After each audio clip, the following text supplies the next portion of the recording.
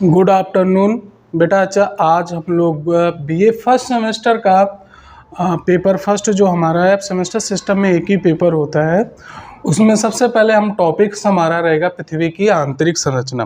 पृथ्वी की आंतरिक संरचना के बारे में आज हम पढ़ेंगे। तो सबसे पहले पृथ्वी की आंतरिक संरचना में हम उन चीज़ों को पहले डिसाइड करेंगे कि किन किन चीज़ों से हमें प्रमाण के मतलब आंतरिक संरचना हमें प्रमाण मिली है। तो सबसे पहले हमें पृथ्वी की आंतरिक संरचना संबंधित प्रमाण कहाँ कहाँ से मिले हैं। तो सबसे पहले प्राकृतिक साधन, दूसरे नंबर पृथ्वी की उत्पत्ति संबंधित सिद्धांत और तीसरे नंबर पर आता है प्राकृतिक साधन। तो हम इसमें आते हैं। अप्राकृतिक साधन क्या है? घनत्व, दाब और तापमान।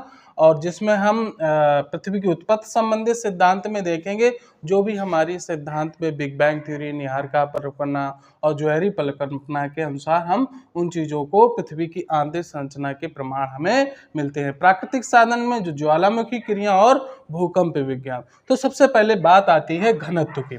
घनत्व क्या है?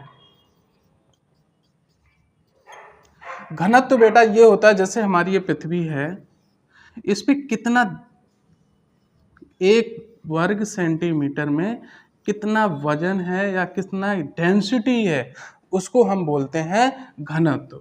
यानी कि कितना प्रेशस दबाव किसी चीज़ की एक प्लेट है उस पर कितना मतलब घना है, कितना मतलब कम घना है, उसको हम बोलते हैं घनत्व। पृथ्वी का औसत घनत्व जो हमारा है कितना है? 5.5। ठीक है, 5.5 हमारा कितना है? औसत घनत्व। अब जब पृथ्वी के बारे में हम देखते हैं, जैसे ऊपरी प्रॉपर्टी, जैसे ये हमारी गोल पृथ्वी है, इसके ऊपरी भाग पर यानी कि इस तरह से अगर हम निकाल लेंगे, जो ये ऊपरी भाग है इसे हम क्रस्ट बोलते हैं। इसका औसत घनत्व हमारा 2.7 से लेके 3 तक है। कहीं कहीं एनसीईआरटी में 2.7 और 3 के बीच में रहता है। जो हमारा कोर का घनत्व है, यहाँ पे केंद्र पे ये कितना हो जाता है? 13 से भी अधिक हो जाता है। यानी कि पृथ्वी के जैसे जैसे हम नीचे चलते चले जाएंगे तो हमारा क्या है? घनत्व बढ़ता चला जाएगा। ठीक है, अब घनत्व किस अनुसार बढ़ेगा? तो इसके हमारे दाब के अनुसार बनता है। दाब क्या चीज होती है? किसी चीज पे कितना प्रेशर पड़ रहा है, यानी कि दबाव कितना पड़ रहा है। जितना ज्यादा दबाव होगा उतना हमारा घनत्व ज्यादा होगा। जैसे ही पृथ्वी के नीचे हम गहराई पे जाएंगे तो क्या होगा? चट्टानों का ऊपर से दबाव ज्यादा होगा कि नहीं होगा? होगा। तो फिर यहाँ पे हमारा घनत्व बढ़ता ही चला जाएगा। अब बात आती है तापमान की। तापमान में बेटा हम ये देखेंगे कि कैसे कैसे तापमान हमारा बढ़ता नीचे चला जाता है। हमारा पृथ्वी का ये जैसे पृथ्वी है, ऊपरी क्रस्ट का भाग, हम इसकी यहाँ से क्रस्ट से जैसे नीचे गहराई पे जाते हैं तो 32 मीटर, है ना, 32 मीटर पर 1 सेंटीग्रेड तापमान हमारा बढ़ जाता है। 32 सेंटीमीटर जैसे ही हम नीचे जाएंगे तो 1 सेंटीमीटर तापमान बढ़ता चला जाएगा। ये दूरी कब तक औसत चलती जाएगी? 100 किलोमीटर तक।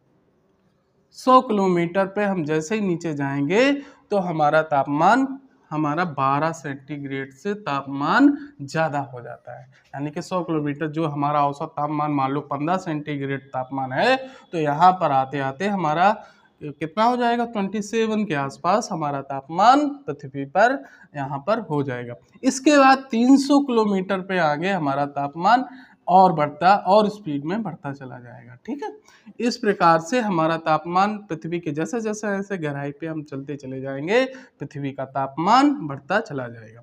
अब ये हमारा हो गया तापमान के अनुसार से हमने चीज़ों को प्रदर्शित किया। अब आती है पृथ्वी की उत्पत्ति संबंधी सिद्धांत में। उत्पत्ति संबंधी सिद्धांत में हम सबसे पहले ये देखेंगे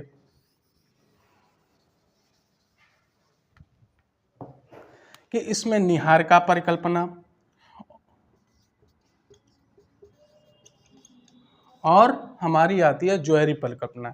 इनके अनुसार से हमारे कांट महोदय ने बताया है कि पृथ्वी की जैसे जैसे हमारे आंतरिक संरचना बढ़ रहा है तो एक तरल भाव यानी तरल पदार्थ रहता है। लेकिन जब पृथ्वी की उत्पत्ति हुई थी तो कैसी थी पृथ्वी? हमारी तरल अवस्था में थी, है ना, द्रव्य अवस्था में थी। और वो कैसी थी? एकदम जैसे जैसे पृथ्वी आगे बढ़ती गई तो पृथ्वी ठंडा होने से पृथ्वी की चट्टानों का निर्माण हुआ।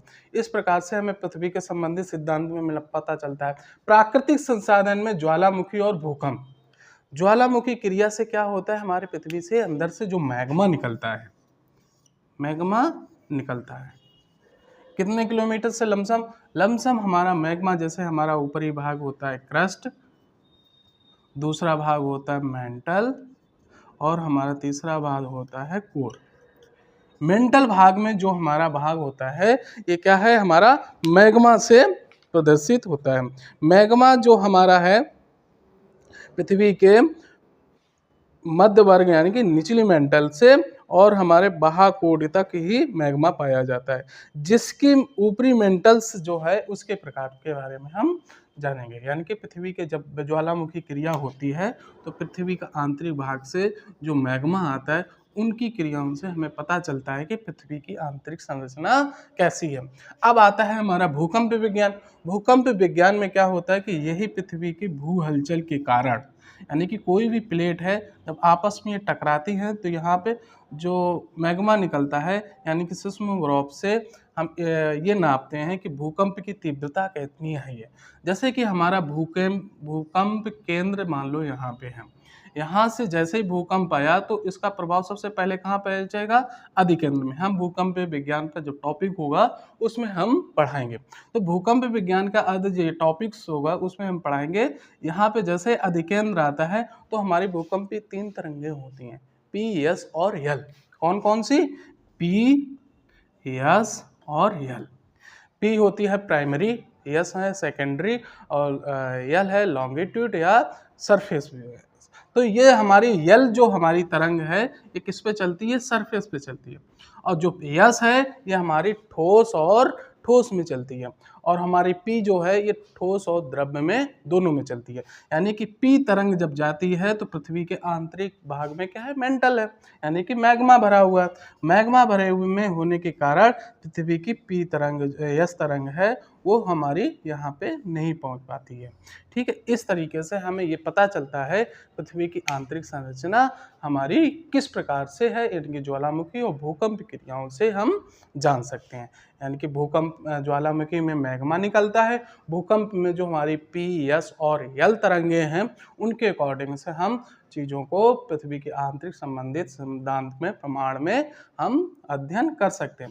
इसके अलावा हम जो आगे के प्रमाण हैं, यानी कि आगे जो हम चीज़ों को अध्ययन करेंगे वो अगले टॉपिक्स में हमारा चीज़ें रहेंगी। धन्यवाद।